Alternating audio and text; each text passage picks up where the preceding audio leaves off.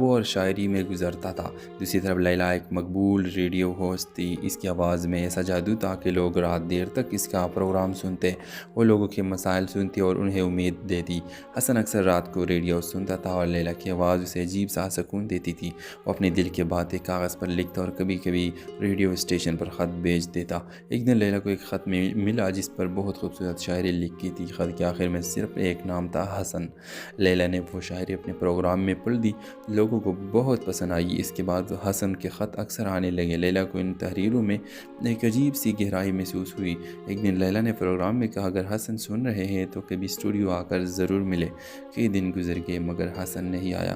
دراصل حسن ایک بیماری کا شکار تھا اور زیادہ باہر نہیں جا سکتا تھا۔ اس کا دوست فاروق اسے سمجھاتا رہا، کم از کم ایک بار اس سے مل لو۔ آخر ایک دن حسن ہمت کر کے ریڈیو اسٹیشن پہنچ گیا۔ جب لیلا نے اسے دیکھا تو وہ حیران رہ گئی، کیونکہ وہ وہی شخص تھا جس کے الفاظ اسے مہینوں سے متاثر کر رہے تھے۔ دونوں کی پہلی ملاقات خاموشی سے شروع ہوئی مگر جلد ہی وہ ایک دوسرے کو سمجھنے لگے۔ لیکن قسمت کشادی خوشی زیادہ دیر تک منظور نہیں تھی۔ چند ہفتوں بعد لیلا کو معلوم ہوا کہ حسن کی بیماری بہت سنگین ہے۔ حسن نے اس سے کہا، میں نہیں چاہتا کہ تم میری حقیقت جان کر اداس ہو جاؤ۔ لیلا کی آنکھوں میں آنسو آ گئے۔ وہ بولی، کچھ لوگ زندگی میں دیر سے آتے ہیں مگر بہت اہم بن جاتے ہیں۔ وقت گزرتا گیا اور حسن کی طبیعت مزید خراب ہوتی گئی۔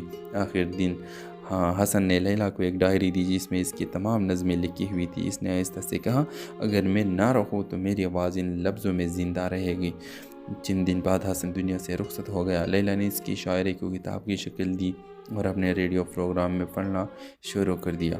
کہانی کے آخری منظر یہ ہے کہ لیلا رات کے پروگرام میں حسن کو ایک نظم پڑھ رہی ہوتی ہے اور آہستہ سے کہتی ہے، کچھ ملاقاتیں زندگی بدل دیتی ہے، چاہے وہ آخری ہے کیوں نہ ہو۔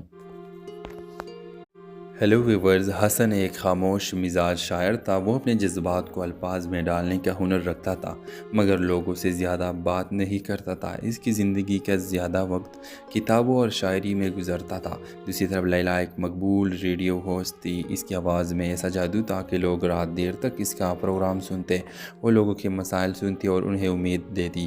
حسن اکثر رات کو ریڈیو سنتا تھا اور لیلا کی آواز اسے عجیب سا سکون دیتی تھی۔ وہ اپنے دل کی باتیں کاغذ پر لکھتا اور کبھی کبھی ریڈیو اسٹیشن پر خط بھیج دیتا۔ ایک دن لیلا کو ایک خط ملا جس پر بہت خوبصورت شاعری لکھی تھی۔ خط کے آخر میں صرف ایک نام تھا، حسن۔ لیلا نے وہ شاعری اپنے پروگرام میں پڑھ دی، لوگوں کو بہت پسند آئی۔ اس کے بعد حسن کے خط اکثر آنے لگے۔ لیلا کو ان تحریروں میں ایک عجیب سی گہرائی محسوس ہوئی۔ ایک دن لیلا نے پروگرام میں کہا، اگر حسن سن رہے ہیں تو کبھی اسٹوڈیو